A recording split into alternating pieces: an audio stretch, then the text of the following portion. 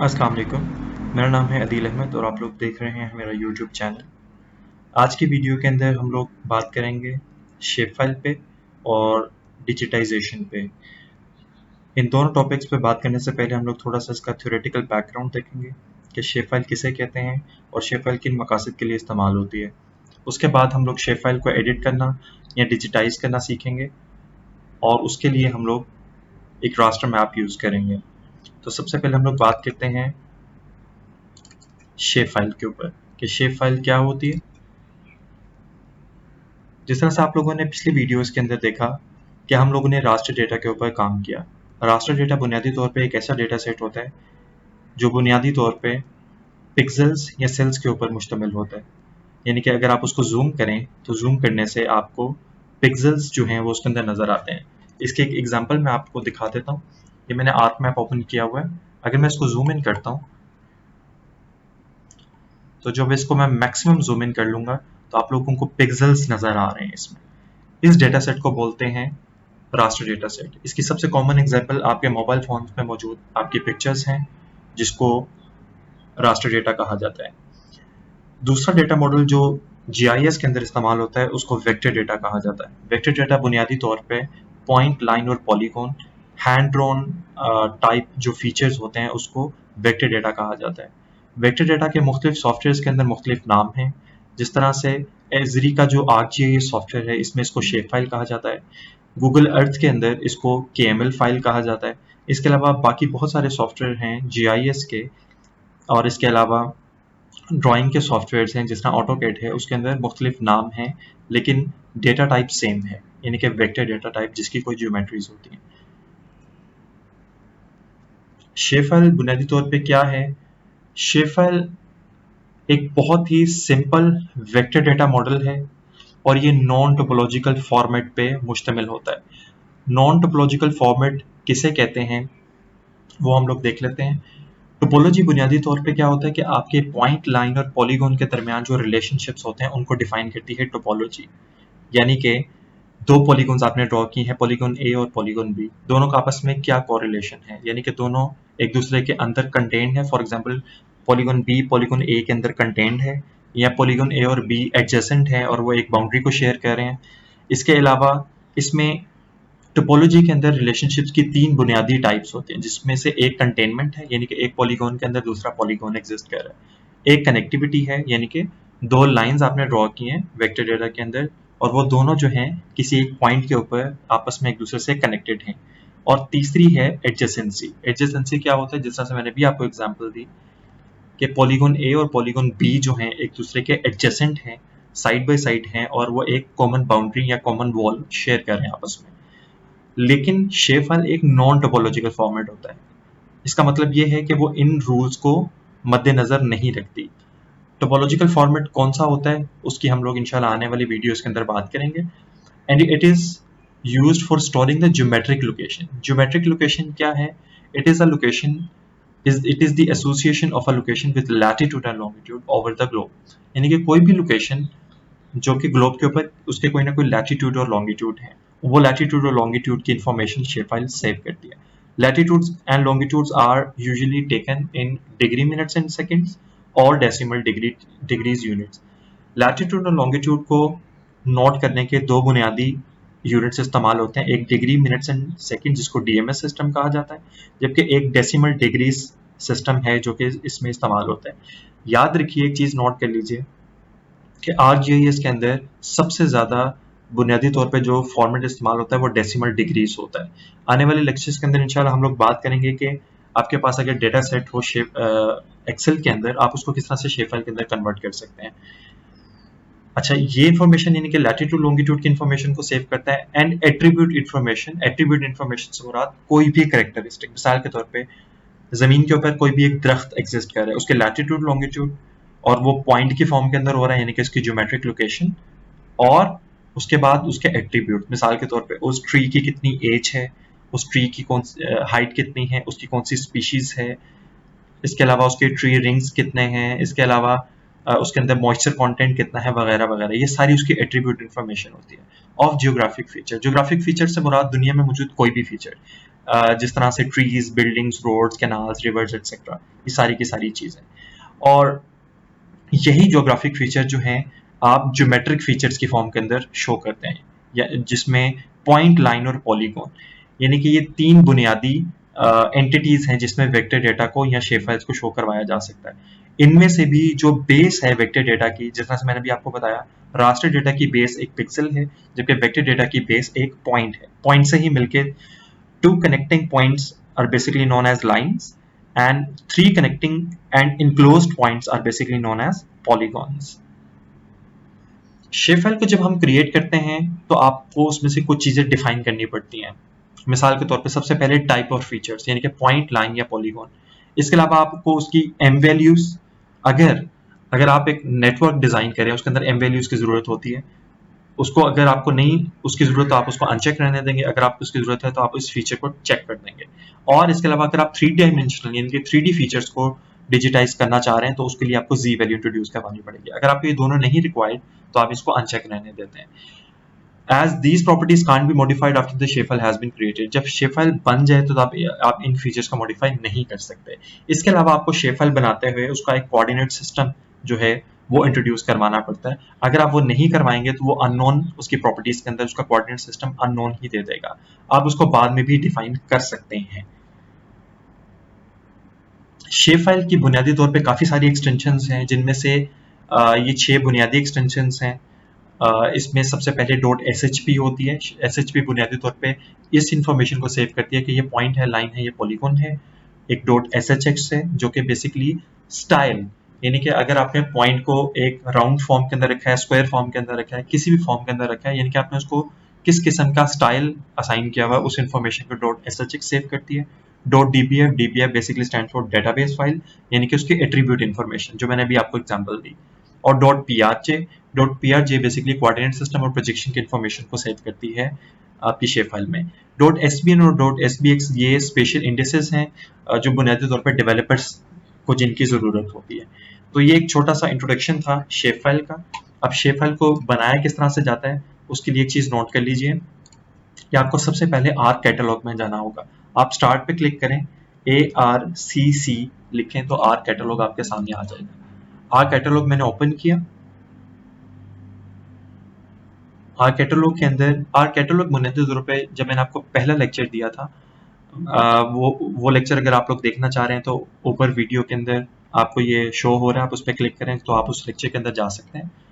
Are catalogue बुनियादी तौर पे आपके वेक्टर या रास्टर यानी कि स्पेशल या नॉन स्पेशल डेटा को मैनेज करने के लिए, अपडेट करने के लिए, शेयर करने के लिए और मॉडिफाई करने के लिए इस्तेमाल होता है।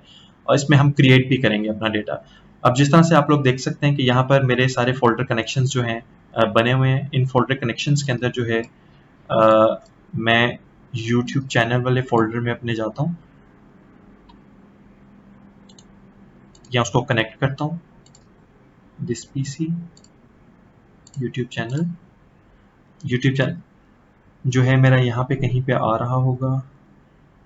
ये मेरा YouTube चैनल वाला फोल्डर है। अब इसमें मैं,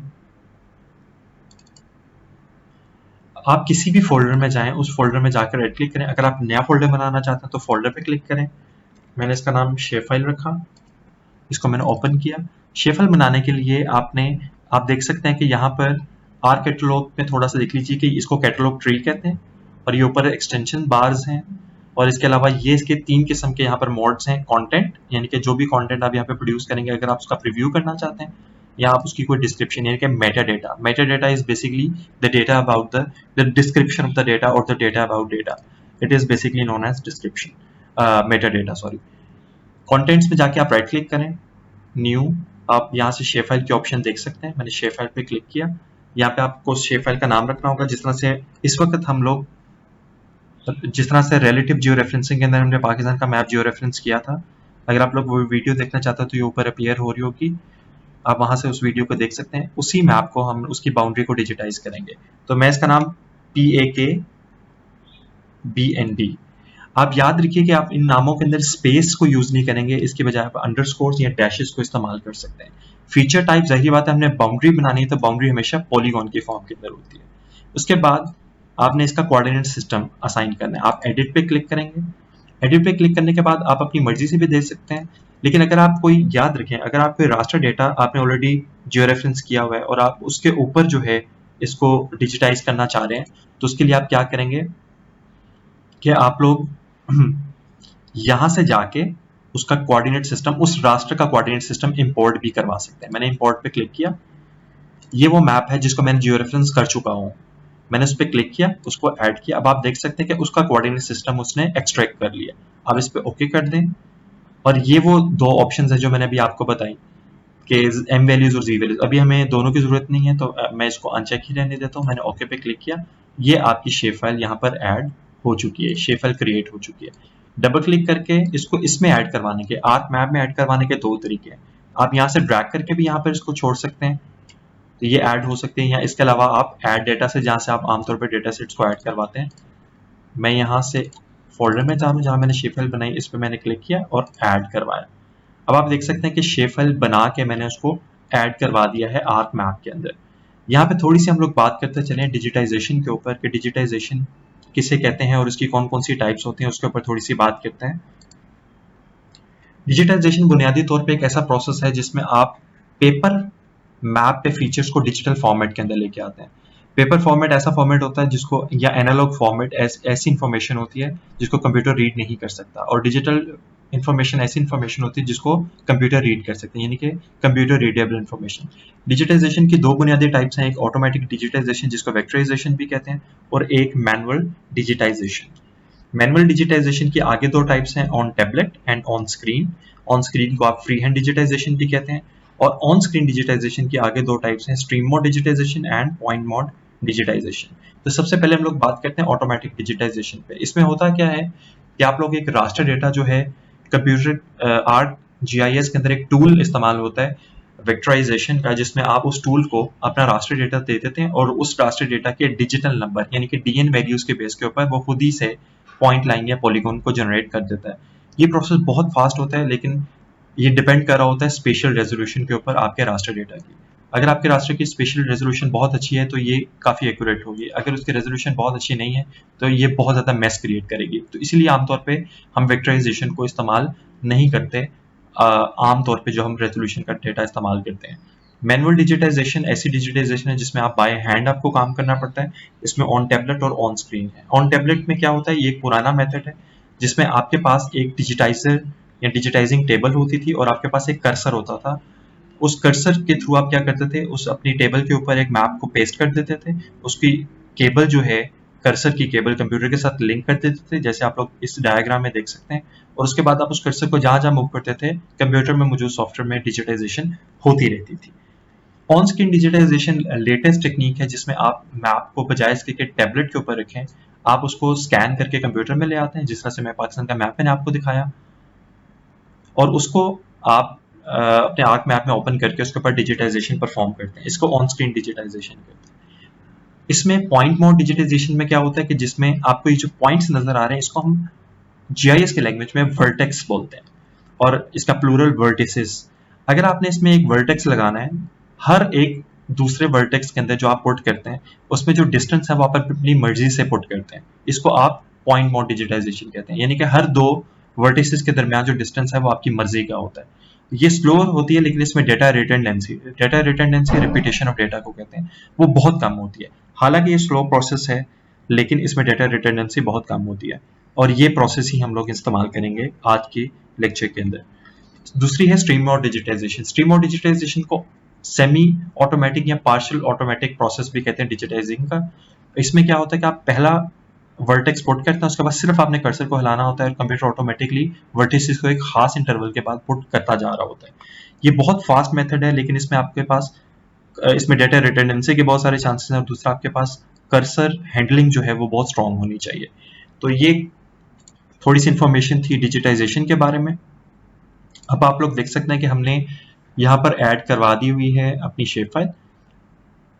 डिजिटाइजेशन परफॉर्म करने के लिए आपको एक टूल बार चाहिए होती है जिसको एडिटर टूल बार कहते हैं। आप यहाँ पे राइट क्लिक करके एडिटर टूल बार को ऑन कर लें।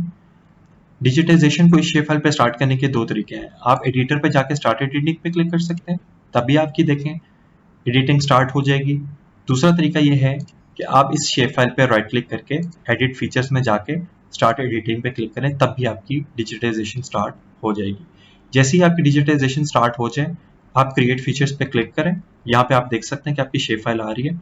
आप इस पे क्लिक करें। क्लिक करने के बाद आपको फिक्स करना होता है एक खास लेवल जिस पे आपने डिजिटाइजेशन करनी। मिसाल के तौर पे मैंने इसका, आप लोग देख सकते हैं कि यहाँ पर इसका एक स्केल यहाँ पर आ रहा है, मैप स्केल। आप इसको यहाँ पर फिक्स भी कर सकते हैं। फिक्स करने के लिए आपने राइट क्लिक करके अपने डेटा फ्रेम की प्रॉपर्टीज में जाएं। उसके बाद आप डेटा फ्रेम में जाके इसको फिक्स स्केल करें, और फिक्स स्केल वही आ रहा है जो आपका यहाँ पर आ रहा है। आप इसको अप्लाई करते हैं, ओके करते हैं। यहाँ पे एक चीज नोट करने वाली है कि आपके यहाँ पे ना जूम इन हो सकता है, ना जूम आउट हो सकता है डेटा। आपने स्केल को फिक्स कर लिए, ये ज्यादा बेहतर रहता है डिजिटाइजेशन परफॉर्म करने के लिए। आपने जैसे ही इस पे क्लिक किया और इस पे क्लिक किया, आप देखिए कि यहाँ पर आपका स्ट्रेट सेगमेंट ऑटोमेटिकली सिलेक्ट हो गया। अब आपने अपने माउस से लेफ्ट क्लिक किया। आप जैसे जैसे लेफ्ट क्लिक करते जाएंगे वैसे वैसे वर्टिसेस पुट होते जाएंगे। यहाँ पे भी मैंने क्लिक किया। अगर आप इसको मजीद जूम करना चाहते हैं तो मजीद जूम करके भी आप इसको कर सकते हैं। और अगर आपने मिसाल के तौर पे यहाँ पर मैप आपका एक खास लेवल पे जाके खत्म हो रहा है यहाँ पे, तो आप अपनी एरो कीज को कीबोर्ड से भी इस्तेमाल कर सकते हैं, ऊपर नीचे, या इसके अलावा आप सेंटर माउस बटन क्लिक करके इसको ड्रैग भी कर सकते हैं।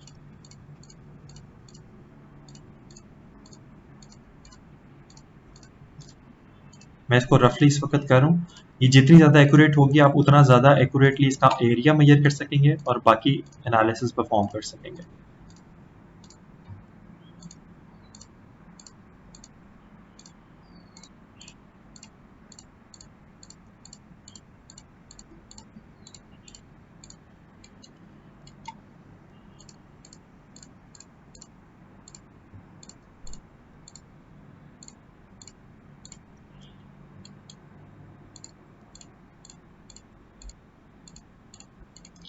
डिजिटाइजेशन के अंदर एक बात याद रखने वाली है कि आप इसको जितना आराम से तसल्ली से करेंगे और जितनी एक्यूरेसी के साथ आप इसको करेंगे, आपके एनालिसिस जो आगे एडवांस एनालिसिस हैं वो उतने ही ज़्यादा एक्यूरेट होंगे। जिस तरह से इस वक्त मैं आपके सामने कर रहा हूँ, आप देख रहे हैं कि इसके बेंड्स वगैरह का मैं ख्याल नहीं रख रहा, जिसकी वजह से जब आप इसका टोटल एरिया कैलकुलेट करेंगे तो जाहिर बात है कि वो एक्यूरेट उस तरह से नहीं आएगा जिस तरह से इसका ओरिजिनल एरिया है। ये आप कंट्री लेवल के ऊपर डिजिटाइजेशन कर सकते हैं, आप रीजनल लेवल के ऊपर कर सकते हैं।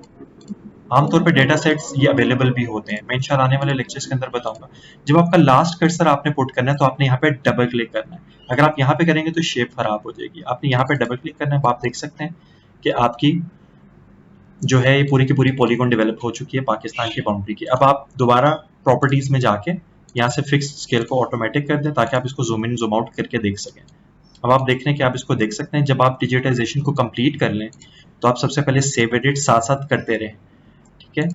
इंशाल्लाह आने वाले लेक्चर्स के अंदर डिजिटाइजेशन में आने वाले एरर्स को किस तरह से रिमूव किया जा सकता है, इसको एट्रीब्यूट्स को किस तरह से ऐड किया जा सकता है, इंशाल्लाह उसको बताऊंगा।